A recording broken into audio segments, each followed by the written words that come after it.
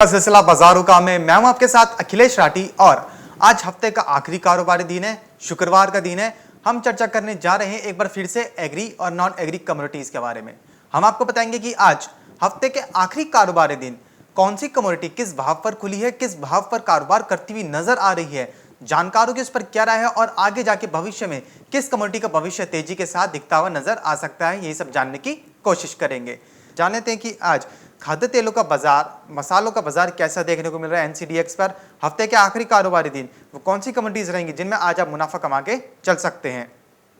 सबसे पहले जानने की कोशिश करेंगे यहाँ पे कौन सी कमोडिटी किस भाव पर खुलती हुई नजर आई है। रूपा जी, आज हम देख रहे हैं कि मस्टर्ड सीड का अप्रैल वायदा 5504 पर कारोबार करता हुआ नजर आ रहा है। 1.5% से ज्यादा की गिरावट अभी भी सरसों के अंदर देखने को मिल रही है। तो आपको क्या लगता है कि आज सरसों का जो बाजार है वो हफ्ते के आखिरी कारोबार दिन क्या रिकवर होता हुआ नजर आएगा? देखिए, अभी सरसों के अंदर थोड़ा सा प्रेशर जो है वो देखने को मिल रहा है, क्योंकि ऊपरी स्तरों पर जो मुनाफा वसूली हावी हुई है और जी अभी एक्सपायरी है, इस वजह से बाजारों के अंदर उठापटक का माहौल है। तो फिलहाल के लिए शॉर्ट टर्म में मुझे लगता है कि दबाव बना रह सकता है। तो इसलिए इंट्राडे स्ट्रेटेजी आपको ऊपरी स्तरों पर बिकवाली की रखनी चाहिए, क्योंकि दबाव गहराता हुआ नजर आ सकता है। जी, यहीं से रूपा जी बात करें अगर रिफाइंड सोया तेल की, तो रिफाइंड सोया तेल में देख रहे हैं कि जो 1200 का जो लेवल है अभी भी सस्टेन करके चल रहा है, लेकिन वो धीरे धीरे उसमें भी अब गिरावट देखने को मिली है। 1220 का लेवल तोड़ चुका है, 1215 पर कारोबार कर रहा है, 1.5% की गिरावट है। आपको क्या लगता है रिफाइंड सोया तेल आने वाले सप्ताह में क्या 1200 का लेवल ब्रेक कर जाएगा, नीचे लुढ़कता हुआ नजर आएगा, या फिर एक बार फिर से निचले स्तर पर खरीदारी बनती हुई नजर आएगी? देखिए, दबाव है अखिलेश, मैंने कल भी बोला था कि सेलिंग कीजिए 1260 और या 80 के अराउंड 100 प्लस लेकर, और अभी भी वही लेवल्स हैं ऊपर में। अगर वो ब्रेक होते हैं तो वापस से अपसाइड मोमेंटम बनेगा। अदरवाइज यहाँ से मुझे लगता है कि आज हफ्ते का आखिरी कारोबारी दिन है, दबाव गहरा सकता है और नीचे में 1200 का लेवल टूटता है तो नीचे में 1160 से लेकर 1180 के स्तर देखने को मिल सकती है। जी, यानी कि ओवरऑल अभी खाद्य तेलों की कीमतों में एक दबाव सा ही देखने को मिल रहा है। यहीं से रूपा जी बात करें अगर सोयाबीन की, तो सोयाबीन का अप्रैल वादा देख रहे हैं कि अब 5200 के घरों में कारोबार करता हुआ नजर आ रहा है, लगभग 2% की गिरावट देखने को मिल रही है। तो आपको क्या लगता है सोयाबीन में जो गिरावट देखने को मिल रही है क्यों देखने को मिल रही है? देखिए, अभी जो है बाजारों के अंदर एक बार फिर से डिमांड जो है वो थोड़ा सा कम होती नजर आई है और एक डर का माहौल है। अब थोड़ा सा सेलिंग प्रेशर जो है वो बढ़ता हुआ नजर आ रहा है, जिसकी जी वजह से सभी एडिबल ऑयल पैक जो है वो दबाव में आते नजर आए हैं। जिस तरीके से हम देख रहे हैं कि जगह जगह पर वापस से लॉकडाउन की स्थितियां बन रही हैं, तो कहीं ना कहीं अब ट्रेडर्स के अंदर ये डर बैठ गया है कि अब आगे मार्केट के अंदर डिमांड कम हो सकती है। अगर वापस से सब कुछ बंद हो जाता है तो फिर वापस से तेलों के ऊपर दबाव बनता हुआ दिखाई दे सकता है।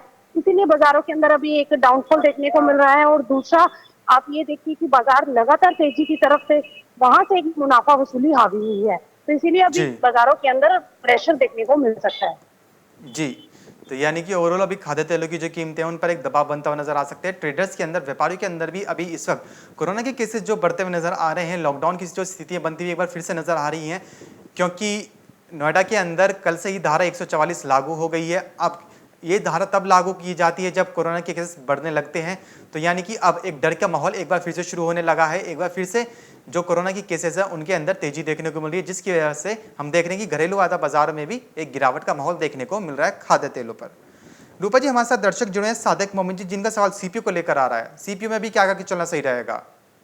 सीपीयू में भी दबाव है, सीपीयू के अंदर भी अभी करंट लेवल्स के ऊपर बिकवाली करके चलना चाहिए। अभी आज हफ्ते का आखिरी कारोबारी दिन, मुझे लगता है कि सभी खाद्य तेलों में गिरावट गिराती हुई नजर आ सकती है, तो इसलिए बिकवाली की तरफ लाया जा सकता है। जी, तो रूपा जी के अनुसार हफ्ते के आखिरी कारोबार दिन यानी आज शुक्रवार के दिन सभी खाद्य तेलों में गिरावट बनती हुई नजर आ सकती है और ये जो गिरावट है थोड़ी और ज्यादा गहरा सकती है, तो आज बिकवाली करके चला जा सकता है खाद्य तेलों के अंदर। ये से रूपा जी बात करें अगर मसालों की, तो वही देख रहे हैं कि हल्दी का अप्रैल वादा 8144 पर कारोबार करता नजर आ रहा है, आधे फीसद की गिरावट देखने को मिल रही है। तो आपको क्या लगता है हल्दी में जो गिरावट है अभी और कहां तक गहरा सकती है? देखिए, हल्दी में गिरावट जो है ये कंटिन्यूशन में रह सकती है और मुझे लगता है कि अभी नीचे में हल्दी जो है 8000 का स्तर दिखा सकती है। आज सभी एग्री कमोडिटीज के ऊपर दबाव देखने को मिल रहा है और ये दबाव अब हो सकता है कि आज आपको हावी होता हुआ दिखाई दे। जैसे जैसे ट्रेडिंग सेशन का समय बीतेगा, बाजारों के अंदर गिरावट रह सकती है, मुनाफा वसूली हावी हो सकती है। आज लोग जो है अपनी पोजीशन क्लियर ऑफ कर सकते हैं, क्योंकि नेक्स्ट वीक में एक्सपायरी भी है जी और अभी जो दबाव बनता हुआ दिखाई दे रहा है सभी कमोडिटीज के अंदर, कहीं ना कहीं मार्केट के अंदर डर का माहौल है। इस वजह से बाजारों के अंदर उठापटक है। तो हल्दी अभी नीचे में 8000 का स्तर दिखा सकती है। इसी के साथ जीरा और धनिये में भी दबाव देखने को मिल सकता है, लेकिन लॉन्ग टर्म मसालों के अंदर तेजी का ही रुझान है।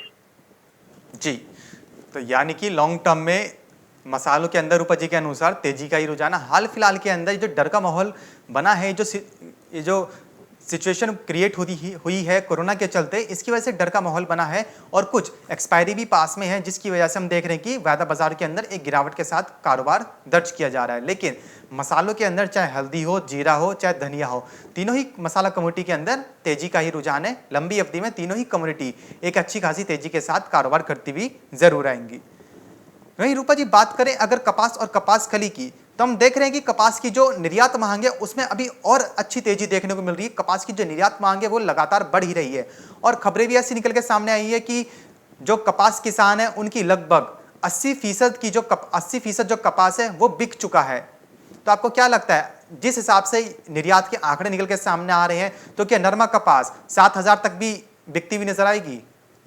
देखिए, अभी जो सिनेरियो है वो काफी पॉजिटिव है कॉटन का। अभी डिमांड भी, एक्सपोर्ट जी डिमांड भी अच्छे खासे हैं, तो बाजारों के अंदर तेजी है। लेकिन अगर ये लॉकडाउन की स्थितियां बढ़ जाती हैं तो थोड़ा सा मार्केट डाउन साइड में जा सकता है।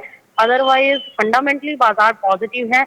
आगे अब कैसी सिचुएशन रहेगी इकोनॉमी की, उसके ऊपर काफी कुछ डिपेंड करेगा, लेकिन ओवरऑल ट्रेंड पॉजिटिव है। अभी उम्मीद कर रहे हैं कि एक बार 6,500 के ऊपर अगर सस्टेन होता है, 6500 के ऊपर नरमा कपास, तब वापस से तेजी जो है वो 6800 से लेकर 7,000 तक हो सकती है, लेकिन काफी टाइम लगेगा। लेकिन हाल फिलहाल में 6500 के आसपास बाजार जा सकता है। जी, तो यानी कि कॉटन की कीमतों में ओवरऑल लंबी अवधि में तेजी का ही रुझान है। हालांकि नरमा कपास को 7,000 तक जाने में थोड़ा टाइम लग सकता है, लेकिन रूपा जी के अनुसार 7,000 के लेवल दिख सकते हैं। अभी हाल फिलहाल में जो सबसे पहले जो लेवल दिखेंगे नरमा के अंदर, वो 6500 6600 ऐसे ही दिखते हुए नजर आ सकते हैं। यहीं से रूपा जी कपास के साथ साथ हम देख रहे हैं कि कपास खली के भी अंदर तेजी बनती हुई नजर आ रही है। कपास खली अभी भी 2300 के ऊपर सस्टेन होकर चल रही है। तो आपको क्या लगता है, क्या एग्री कम्युनिटीज में कपास और कपास खली सबसे अच्छा बेहतर मुनाफा कमाते हुए नजर आ सकते हैं? देखिए, बिल्कुल मैंने अखिलेश हॉट पिक में भी यही बोला था कि जी कॉटन ऑयल सीड केक के अंदर खरीदारी करें। आगे तेजी का रुझान है और अभी तेजी बढ़ती हुई दिखाई दे सकती है। कॉटन ऑयल सीड केक अभी फिलहाल के लिए 2500 के स्तरों के ऊपर निकलती हुई दिखाई दे सकती है। इसमें बाइंग करके चले। 2500 के ऊपर मार्केट अगर क्लोजिंग देता है, सस्टेन करता है, तो आपको लंबी तेजी इसमें फिर 2600 से लेकर 2800 के स्तर भी आने वाले दिनों में देखने को मिल सकते हैं। जी, तो यानी कि ओवरऑल कपास और कपास खली का जो बाजार है वो तेजी की ही तरफ है। कपास खली के अंदर रूपा जी के अनुसार 2500 का अगर लेवल ब्रेकआउट होता है तो 2600 2700 तक का भी लेवल देखने को मिल सकता है। रूपा जी हमारे साथ दर्शक जुड़े हुए हैं पुष्पेंद्र कुमार जी, जिनका सवाल सरसों को लेकर आ रहा है। इनका सवाल है कि सरसों का रेट आने वाले समय में कितना रह सकता है? देखिए, सरसों अभी थोड़ा सा स्लिप कर सकती है। उम्मीद थी कि 6,000 के ऊपर भाव निकलेंगे, लेकिन अब जिस तरीके से बाजार रिएक्ट करते हुए नजर आ रहे हैं, तो हो सकता है नीचे में एक बार 5,000 तक लुढ़कता हुआ मार्केट दिखाई दे। जी, तो यानी कि रूपा जी के अनुसार सरसों का जो बाजार है नीचे में 5,000 तक लुढ़कता हुआ नजर आ सकता है। रूपा जी हमारे साथ जितेंद्र जी जुड़े हैं, जिनका सवाल लहसुन को लेकर आ रहा है। इनका सवाल है कि आगे लहसुन का भाव कैसा रह सकता है, क्योंकि अभी हम देख रहे हैं कि मंडी के अंदर लहसुन के जो भाव है उसमें एक नरमी देखने को मिल रही है। देखिए, अभी फिलहाल लहसुन की कीमतों के अंदर कोई बहुत ज्यादा तेजी की उम्मीद नहीं हम्म है। अभी देखिए, विंटर सीजन का भी डिमांड खत्म हो चुका है। अब नया क्रॉप है। आगे चलकर हो सकता है कि आपको जैसे जैसे फिर सर्दियां आएंगी तो तेजी देखने को मिले, लेकिन फिलहाल अभी समर की सीजन के अंदर बाजारों के अंदर नरमी रह सकती है। बहुत ज्यादा गिरावट भी नहीं है, हम्म लेकिन बाजारों के अंदर तेजी भी नहीं है। यानी कि साइडवेज मोमेंटम में बाजार तेज करते हुए दिखाई दे सकता है। जी, रूपा जी जानना चाहेंगे कि आज हफ्ते के आखिरी कारोबारी दिन वो कौन से टॉपिक्स रहेंगे आपकी तरफ से, जो आने वाले सप्ताह में भी मुनाफा कमाते हुए नजर आ सकते हैं निवेशकों को? देखिए, हफ्ते के आखिरी कारोबारी दिन मुझे लगता है कि एडिबल ऑयल पैक के अंदर आपको बिकवाली करके चलना चाहिए। इसमें मुनाफा देखने को मिल सकता है। और कॉटन ऑयल सीड केक के अंदर आप खरीदारी कीजिए। आने वाले दिनों में अच्छा बेहतरीन return cotton oil seed cake देती हुई दिखाई दे सकती है। जी, बहुत बहुत शुक्रिया रूपा जी हमारे साथ जुड़ने के लिए, जानकारी साझा करने के लिए। तो जैसे कि रूपा जी ने बताया कि आज हफ्ते के आखिरी कारोबारी दिन खाद्य तेलों के अंदर बिकवाली करके चला जा सकता है और मुनाफा कमाया जा सकता है, क्योंकि खाद्य तेलों की कीमतों में हाल फिलहाल में अभी एक प्रेशर बनता हुआ नजर आ रहा है, एक दबाव बनता हुआ नजर आ रहा है। वहीं रूपा जी ने जो दूसरी कम्युनिटी बताई जिसमें आज मुनाफा कमा के चला जा सकता है, वो है बिनौला खल। बिनौला खल में आने वाले दिनों में तेजी का ही रुझान है, अभी और तेजी बनती हुई नजर आ सकती है। कुछ एक दर्शक जो है जो पूछ रहे हैं कि बिनौला खल में तो अभी नेगेटिव इशू हो रहा है, तो क्यों हो रहा है? आपको बता दें कि बिनौला खल में ऊपरी स्तर से एक मुनाफा वसूली देखने को मिली है, लेकिन ओवरऑल जो ट्रेंड है वो पॉजिटिव ही है। आने वाले दिनों में अगर बिनौला खल 2500 के ऊपर सस्टेन हो जाता है तो फिर हम देखेंगे कि 2600-2700 तक का भी लेवल दिखा सकता है। वहीं कॉटन सीड ऑयल के साथ यानी बिनौला खल के साथ साथ कपास की कीमतों में भी तेजी का ही रुझान है। कॉटन की जो कीमतें आने वाले दिनों में वो और तेजी के साथ कारोबार करती हुई नजर आ सकती हैं, क्योंकि जो निर्यात है वो लगभग 60 लाख गांठ होने का अनुमान है और किसानों की लगभग 80% जो कपास है वो बिक चुकी है। और इसलिए बिक चुकी है क्योंकि जो निर्यात मांग है वो जोरों पर देखने को मिल रही है।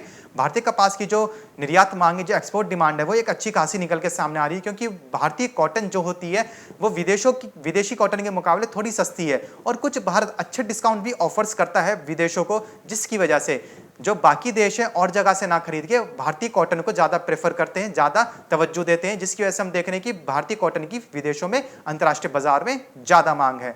और जहां पे अंतर्राष्ट्रीय बाजार में ज्यादा मांग है कॉटन की, वहीं घरेलू स्तर पर भी कॉटन की जो खपत है अब बढ़ने का अनुमान है, क्योंकि अब जैसे गर्मी आ जाएंगी, गर्मियों के अंदर लोग कॉटन के कपड़े पहनना शुरू कर देंगे तो कॉटन की जो खपत है वो ज्यादा बढ़ जाएगी, जिसकी वजह से आप देखेंगे कि इसका भी जो सपोर्ट है वो कॉटन की कीमतों पर पड़ता हुआ नजर आ सकता है।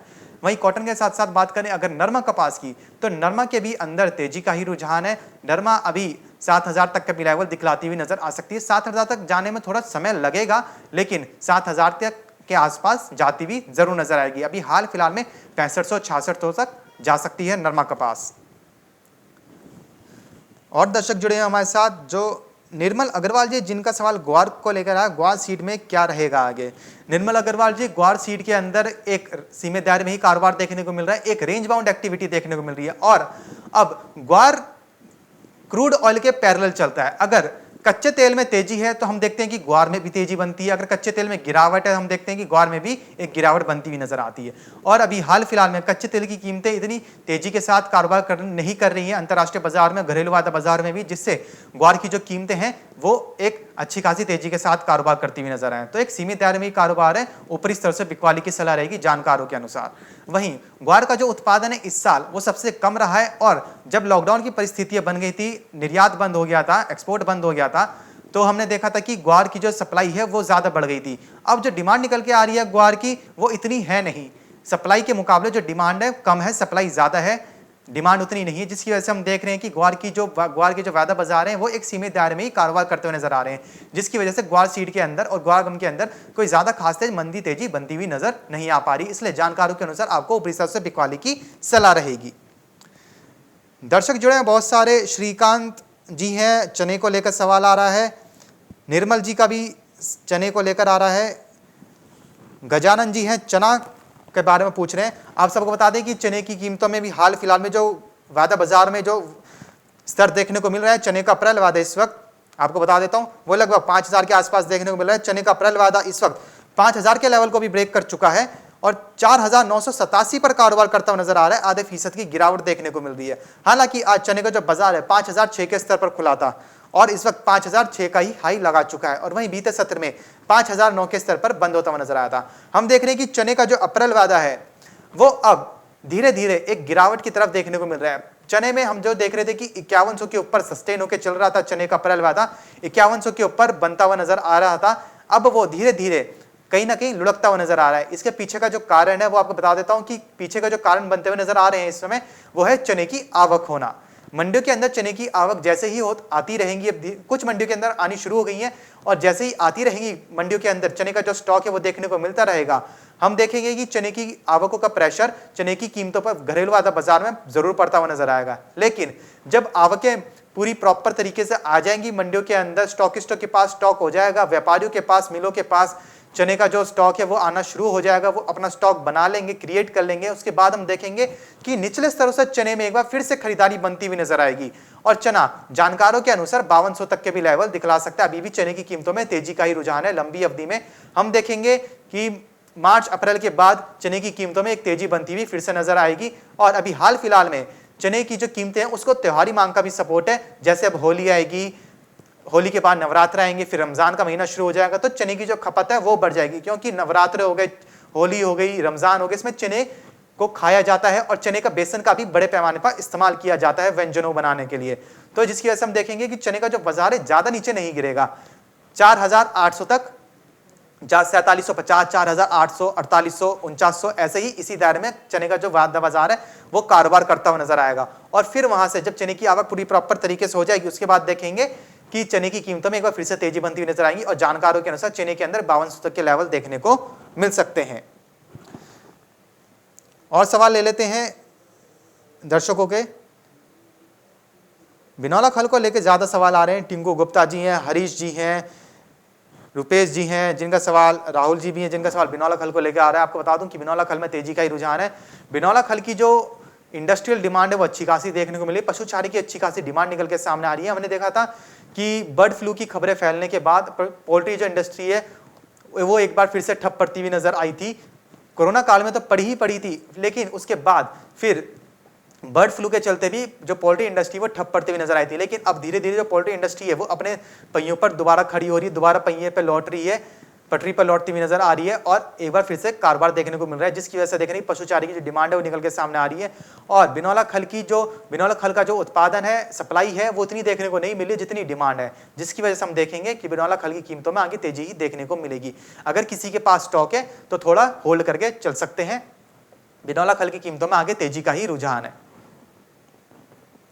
दाल को लेकर सवाल आ रहे हैं कि दाल में कैसा रह सकता है। तो दालों का जो प्रोडक्शन है पिछले साल के मुकाबले ठीक ठाक ही है, लेकिन जो फसलें हैं वो भी खराब रहने का अनुमान है, जिसकी वजह से, और सरकार के पास इतना बफर स्टॉक है नहीं जो पूरी डिमांड को पूरा कर पाए, जिसकी वजह से सरकार को जो विदेशों से दाल आयात करनी पड़ सकती है, जिसकी वजह से हम देख रहे हैं कि दालों की कीमतों में अभी हाल फिलहाल में तेजी ही बनी रहने के आसार हैं। और खपत भी ज़्यादा बढ़ेगी और अब गर्मियाँ शुरू हो गई हैं, साग सब्जियाँ आनी, हरी सब्जियाँ आनी बंद हो जाती हैं, लोग अपना रुझान दालों की तरफ बढ़ा लेते हैं, जिसकी वजह से देखेंगे कि दालों की जो खपत है वो भी ज़्यादा बढ़ने का ही अनुमान है। तो दालों की कीमतों में भी एक ज़्यादा गिरावट तो नहीं देखने को मिलेगी, तो ज़्यादा तेजी भी नहीं देखने को मिलेगी, एक सीमित दायरे में ही देखने को मिलेगी, लेकिन बहुत ज़्यादा गिरावट नहीं आएगी, एक हल्की तेजी ही बनी रहेगी। तो ये था एग्री कमोडिटी का अपडेट।